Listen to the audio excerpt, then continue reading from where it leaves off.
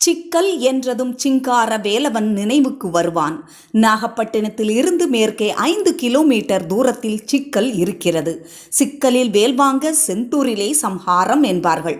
அந்த அளவு புகழ் பெற்ற அறுபடை வீடுகளுக்கு இணையான பெருமை உடையது. முருகப்பெருமான் இங்கிருக்கும் சிவனை வேண்டி அன்னை வேல் நெடுங்கண்ணியிடம் வேல் வாங்கும் திருவிழா மிகச் சிறப்பாக நடைபெறும்.